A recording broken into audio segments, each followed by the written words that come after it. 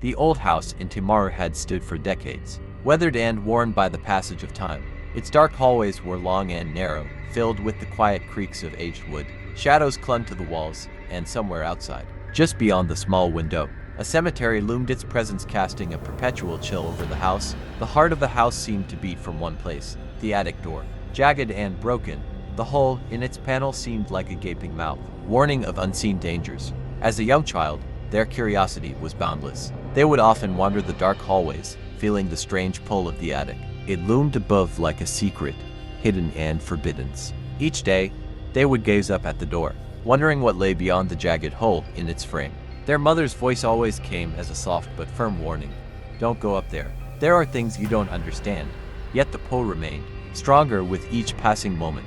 One night, under the cover of darkness, the house felt different, heavier, more oppressive. The hallway stretched out like a dark tunnel. That's when they saw it. Out of the shadows floated a head, sickly green, wrinkled, and expressionless. It moved slowly, as though it was searching for something or someone. Frozen in fear, the child watched as the head drifted closer, its eyes dull and lifeless. This was no ordinary nightmare. Just as the head seemed to inch closer, the child's mother burst into the hallway. With one swift motion, the light switch was flipped. In an instant, the glowing head vanished into thin air, leaving nothing but the oppressive darkness behind. The mother rushed to her child, holding them tightly. The light seemed to chase away the horror, but the lingering sensation that something was watching remained. Night after night, the head returned. Each time, it floated just a little closer. Sometimes, it was barely visible, hovering at the far end of the hallway. Other times, it appeared just inches from the child's face, its dull eyes staring without emotion. Fear became their nightly companion, as they lay under the covers, too terrified to scream, too terrified to move. The floating head was relentless, haunting their every moment of darkness. One evening, after yet another haunting visit, the child's mother sat by the bed, her voice soft and reassuring. She whispered words of comfort, telling her child there was only one way to stop it. The next time the head appeared, they would have to face it. Tell it to go away, she said. Though fear gripped the child's heart, they trusted their mother's words, and so a plan was made. The next night, as the child stood in the dark hallway, their heart pounded in their chest. They could feel it before they saw it.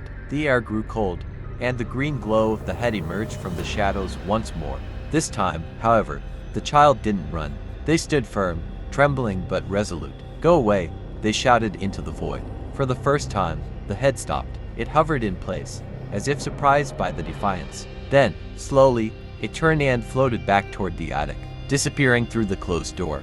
Silence filled the house as the head vanished. The child stood motionless, unsure if it was truly over. The darkness felt lighter now, less oppressive, but the memory of the floating head lingered like a shadow in the back of their mind. Relief washed over them, but it was accompanied by a subtle unease. Was it really gone for good, or merely waiting?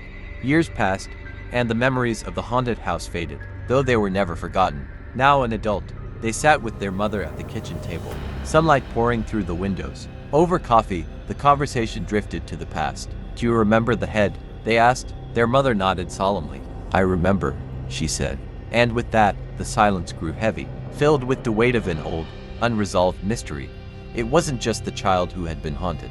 One night, their brother woke with a scream, terror gripping his heart. Standing at the foot of his bed was a glowing skeleton, its bony fingers reaching out toward him. He could do nothing but scream as the figure loomed closer. The door burst open, and their mother rushed in, flipping the lights on. In an instant, the skeleton was gone, leaving only an empty room behind. The terror, however, remained. Desperate to free their home from the unseen forces, their mother took action. She lit sage and walked through the darkened halls, the smoke curling through the air in a cleansing ritual. But even as the sage burned, the house felt unchanged. The shadows in the corners refused to leave, as if the darkness was a part of the house itself, something far older and deeper than any ritual could touch. Eventually, the decision was made to leave. The family packed up their belongings, boxes stacked by the door, and left the house behind. As they walked out for the last time, the house seemed to watch them go.